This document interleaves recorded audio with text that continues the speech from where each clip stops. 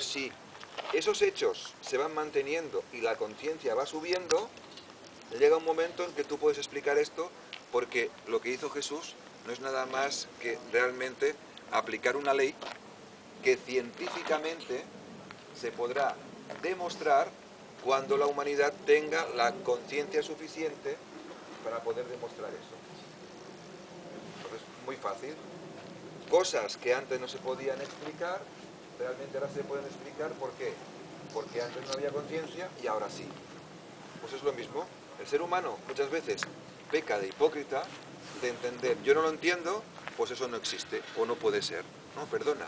¿Por qué no dice yo no lo entiendo porque me falta conciencia?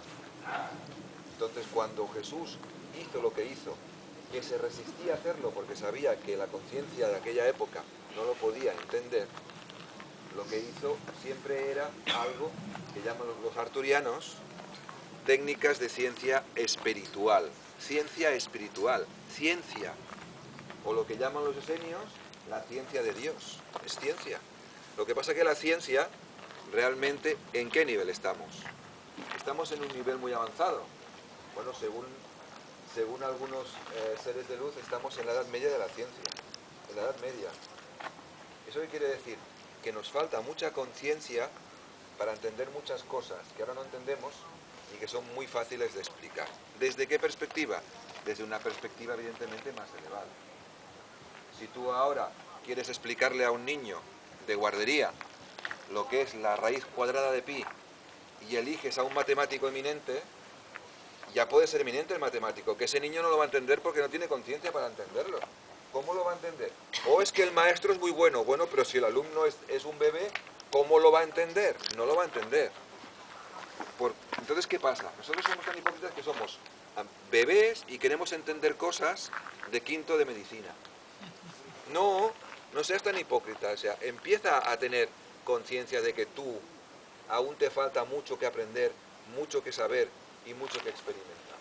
Y lo que no entiendas, como mínimo lo que no entiendas, no lo descartes, no lo niegues, guárdalo en un cajón hasta que tu conciencia sea suficiente para entender, vale, ahora mi conciencia es más elevada y ahora digo que esto lo descarto, porque entiendo que no es, pero solamente descartar, porque es una información nueva, o es una información que te parece que no es correcta, no es ser hipócrita, no es ser prepotente, muchas veces.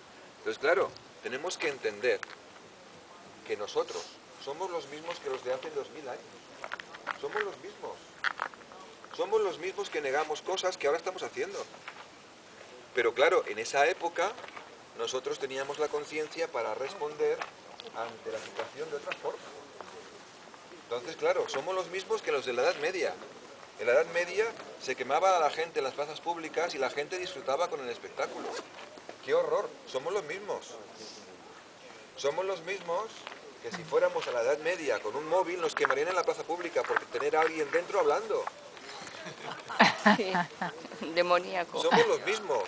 Y somos los mismos que cuando vengamos en el 2500 diremos, en el 2013 había un gente que dudaba de los seres de luz, que aún hacía guerras, que tenía fronteras y que tenía creencias religiosas. Y nos sorprenderemos. ¿Cómo puede ser que haya seres humanos que aún crean en las religiones que en vez de unir, separaban? Pues sí, nosotros mismos. Y como nosotros somos los que tenemos que ir de la oscuridad a la luz, somos los que hemos venido en el año 500, en el 1200, en el 2000 y en el 3000. Pero claro, como estamos aún, acordaros, en el cuadrado, estamos en el cuadrado. Y en el cuadrado vemos que ahora estamos aquí y esto es presente. Pero este es nuestro pasado.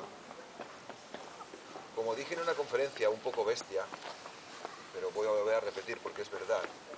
Si ahora viniera aquí un ser del año 2300, diría, señores, todos ustedes están muertos. Ustedes no existen, han muerto. Todos están muertos. No existen. Estamos en el 2300. Ahora, sus almas están todas encarnadas en el 2300.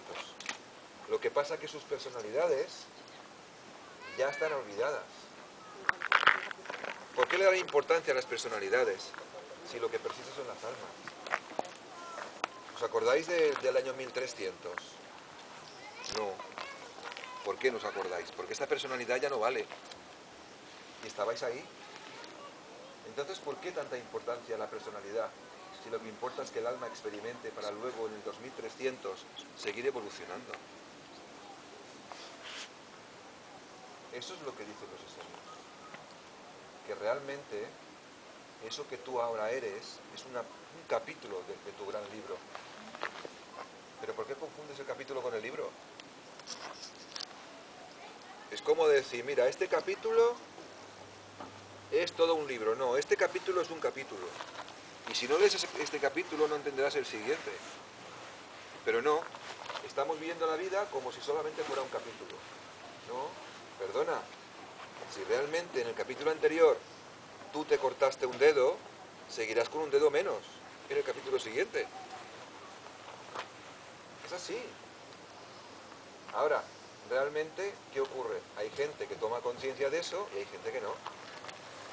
Entonces, realmente, muchas veces no entendemos que hay una cosa muy importante que incluso Jesús explicaba, que no entendemos y que muchas veces no tomamos conciencia de ello. Si tomáramos conciencia de ello, las cosas que nos pasan, las que nos pasan en el día a día, tendrían más importancia que una simple coincidencia. Y es la ley que mucha gente no conoce, que es la ley de la reiteración. ¿Qué dice esa ley? Que las cosas que no vives, que realmente no evolucionas con ellas, los miedos que tienen, van apareciendo reiteradamente, hasta que tú dejes de expulsar esa enseñanza y la aceptes como tú. O sea, las cosas se van repitiendo hasta que tú las integras. Cuando tú las integras, dejan de repetirse. ¿Por qué? Porque las cosas que no vives, no las experimentas. Como no las experimentas, eso no queda en tu interior, en tu conciencia. Por lo tanto, volverá a repetirse. ¿Cuántos miedos tienes en tu interior que se han vuelto a repetir? ¿Por qué?